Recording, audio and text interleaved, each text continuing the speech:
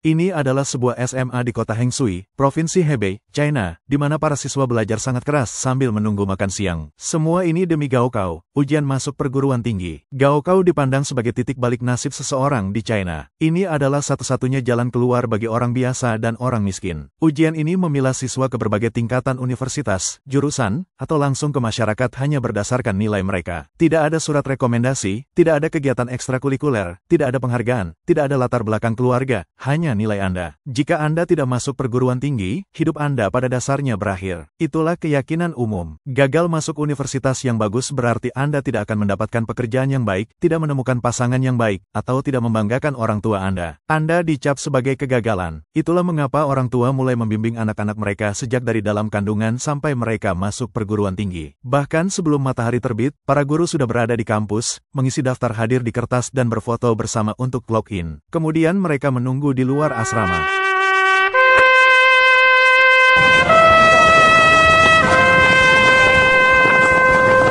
Ketika bel bangun berbunyi, siswa melompat dari tempat tidur, melipat selimut mereka menjadi balok-balok seperti tahu yang sempurna, dan berkumpul di lapangan dalam waktu 15 menit. Sambil menunggu lari pagi, mereka belajar. Tidak peduli apakah itu dingin membeku atau hangat, saya tidak melihat satupun anak mengenakan sarung tangan atau topi untuk tetap hangat. Kemudian tiba saatnya untuk berlari.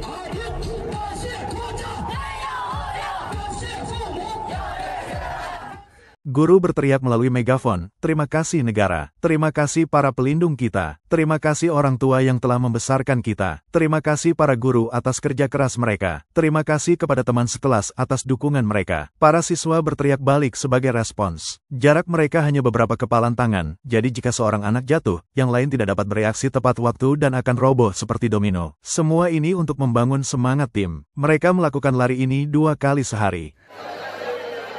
Setelah lari pagi, dilanjutkan dengan membaca pagi. Guru berdiri di atas kursi atau meja untuk membakar semangat siswa, terkadang menyuruh anak-anak berdiri di atas bangku untuk mengusir rasa kantuk dan membuat semangat. Jika Anda membaca dengan baik, nama Anda akan terpampang di papan dan Anda akan memimpin pembacaan besok. Tapi jangan berpikir itu mudah.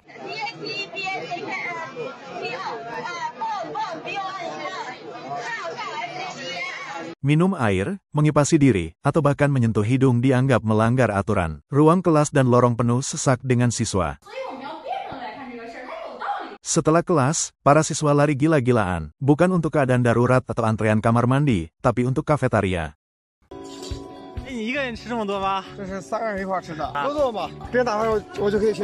Setiap detik sangat berarti, dari mengambil makanan hingga memakannya. Mengapa? Karena jika Anda melewati batas waktu, Anda tidak makan. Banyak orang tua mengeluh bahwa waktu istirahat makan siang 20 menit itu tidak manusiawi. Kualitas makanannya sangat buruk, hampir tidak bisa dimakan, dan seringkali tidak cukup. Terkadang anak-anak bahkan tidak sempat makan. Menelepon saat makan siang berarti Anda melewatkan makan. Untuk menghemat waktu, beberapa anak tidak mandi selama berminggu-minggu. Setelah lari, kerumunan membanjiri ruang kelas dan bau keringat yang panas memenuhi udara. Seorang siswa berkata, ketika bel berbunyi, seluruh gedung bergetar karena tidak ada yang namanya berjalan di Hengshui. Anda berlarian kemana-mana, lari untuk makan, lari ke asrama untuk tidur, lari ke kelas. Bayangkan puluhan ribu anak berlari sekaligus. Gedung itu benar-benar bergetar. Beberapa bisa melipat selimut mereka, berpakaian, dan berlari ke lapangan dalam hitungan detik.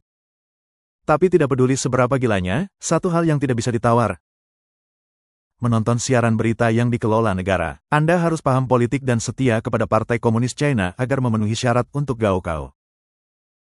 Jadwal yang bocor dari SMA nomor 1 Hengshui menunjukkan kegilaan ini. Bangun jam 5.40 pagi. Tidak boleh bangun lebih awal. Kembali ke asrama pukul 9.45 malam. Selesai bersih-bersih pukul 9.55. Diperiksa oleh guru pukul 9.58. Lampu mati pukul 10 malam. Tidak ada kunjungan kamar mandi setelah pukul 11.30 malam. Inilah hidup mereka selama 3 tahun, setiap hari.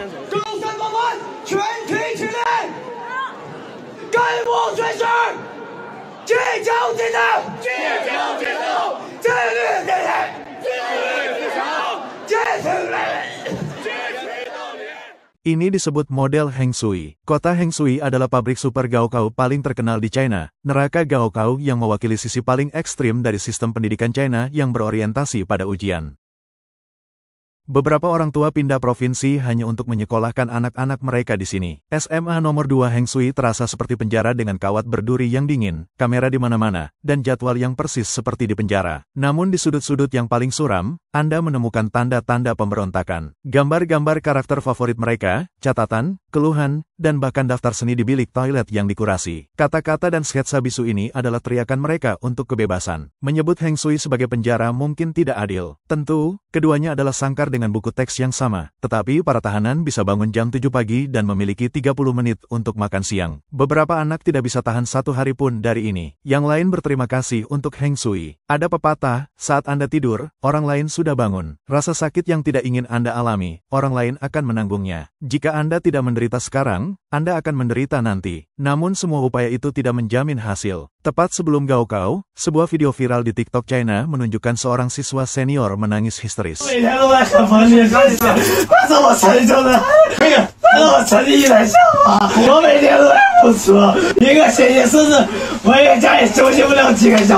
Penumpang di dekatnya mencoba menghiburnya. Keluarkan saja, berteriaklah jika perlu. Anak-anak, orang tua, dan guru mengorbankan segalanya demi Gaokao. Belajar adalah seluruh hidup mereka. Ujian adalah masa muda mereka. Ini mendorong orang melampaui batas kemampuan manusia. Beberapa orang tua berhenti dari pekerjaan mereka untuk merawat anak-anak mereka yang akan ujian Gaokao, menghabiskan ratusan atau ribuan yuan per jam untuk tutor. Beberapa menunggu sampai Gaokao berakhir untuk bercerai, menyebabkan lonjakan perceraian setiap tahun setelah ujian. Yang lain menunggu sampai selesai untuk memberitahu anak-anak mereka, ibu atau ayahmu sudah tidak ada.